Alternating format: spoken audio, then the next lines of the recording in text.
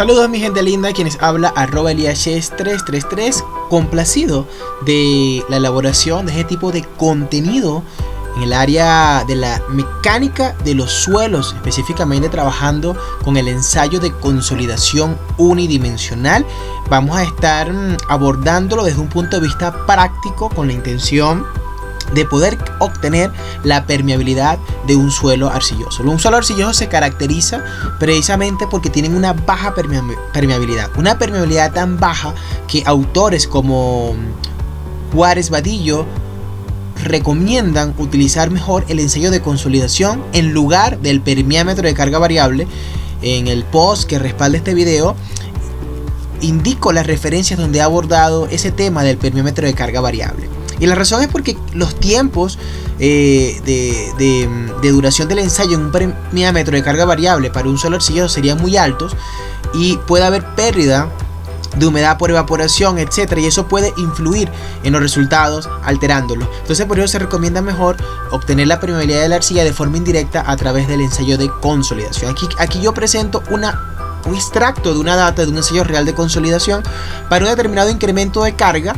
Digamos que dependiendo de los esfuerzos que transmita la estructura del suelo, los cuales se estudia su distribución con la profundidad, con teorías como Boussinesq, Fadun.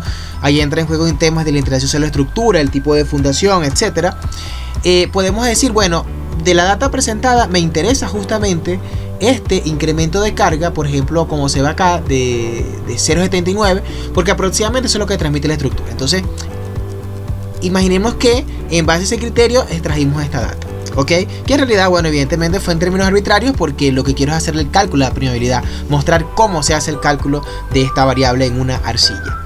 Aquí podemos apreciar que tenemos dos tipos de presión, o sea, la presión previa al incremento, ¿ok? Y la resultante, así como también tenemos una altura previa al incremento y una altura final. La altura de los sólidos se mantiene constante porque las partículas sólidas se consideran incomprensibles en este ensayo, y la altura de vacíos evidentemente es lo que va a variar como consecuencia de la expulsión del agua, ¿ok?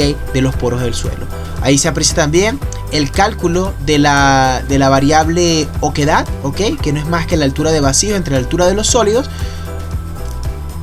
Y tenemos acá esta HM. Esta HM viene a representar la altura media, es decir, un promedio de alturas entre la altura antes del incremento de carga y después del incremento de carga. En el caso que la muestra esté drenada por una sola cara, una gotita de agua para ser expulsada tiene que recorrer todo esto, como señalo acá. Todo esto tiene que recorrerlo, ¿no? Todo esto.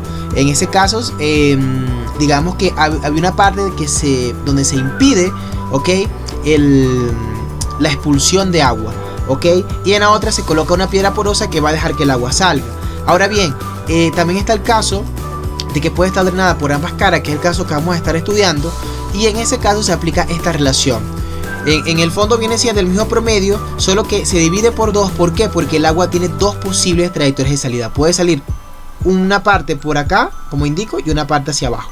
En ese caso se rodea la muestra de dos piedras porosas. Aquí vemos una parte donde se ven los dispositivos que se utilizan para incrementar las cargas en este ensayo, y en cada incremento de carga se obtiene una data para elaborar una determinada curva de consolidación. Hey, Eliashes333, ¿y cuántas curvas de consolidación tenemos? Todas las que surjan de cada incremento de carga. Entonces, ¿qué ocurre? Por eso es importante definir cuál es el incremento de carga que nos conviene, y una idea, como explicar anteriormente, es esa, ¿no? Dependiendo de los esfuerzos que transmite la estructura al suelo. Muy bien, con este incremento de carga entonces nosotros vamos a estar trabajando para elaborar esta curva que apreciamos acá, que es la curva de consolidación, ¿ok? Se grafica en el eje de las ordenadas los datos relativos a deformaciones del micrómetro, y acá en el eje de las abscisas graficamos el tiempo en escala semilogarítmica. El tiempo lo graficamos en la parte logarítmica, como podemos apreciar acá, y aplicamos el método de Casagrande para obtener este T50, el T50, que es una variable clave para encontrar el coeficiente de consolidación.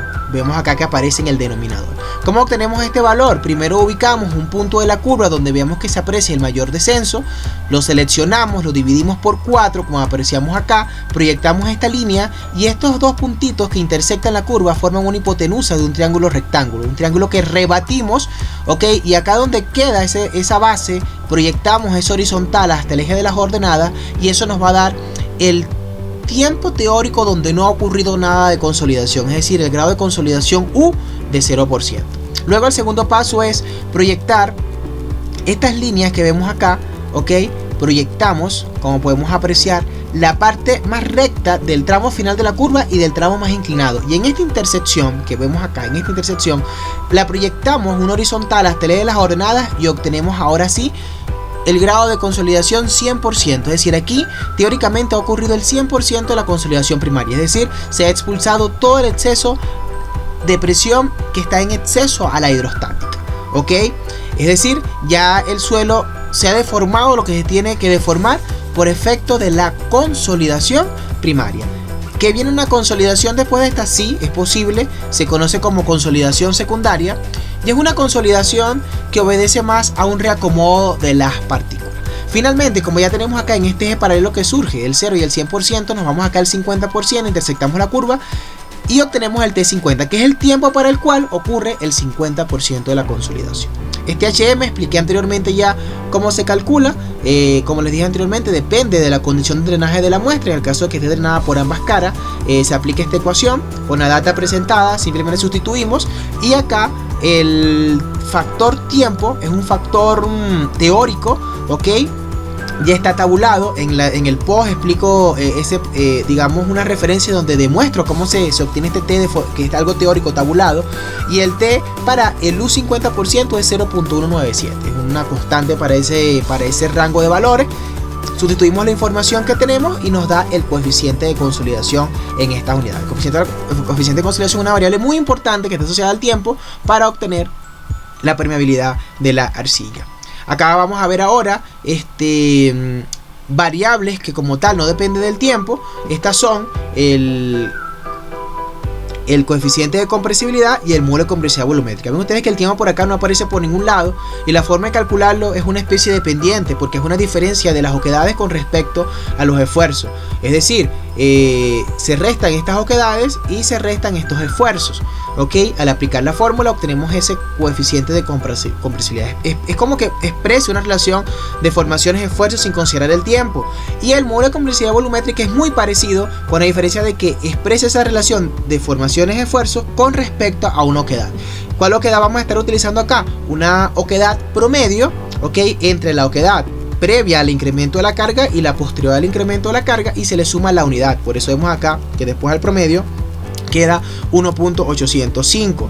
Se divide y obtenemos este valor de módulo de compresibilidad volumétrica, un valor que vamos a sustituir acá, el coeficiente de consolidación que obtuvimos, y el peso específico del agua lo podemos considerar como un gramo fuerza centímetro cúbico. Igual como conocemos la temperatura en el ensayo en términos rigurosos, podemos obtener el peso específico del agua en función a la temperatura que rige el ensayo. Te dejo de tarea para que obtengas, ok, ya la permeabilidad del suelo y la contrastes con el valor obtenido en la publicación escrita que respalda este video y que he publicado en mi blog de @eliashes333 en la blockchain de High Blog. Espero de verdad hayas disfrutado de este video. Hasta una próxima oportunidad. Se les quiere. Un fuerte abrazo.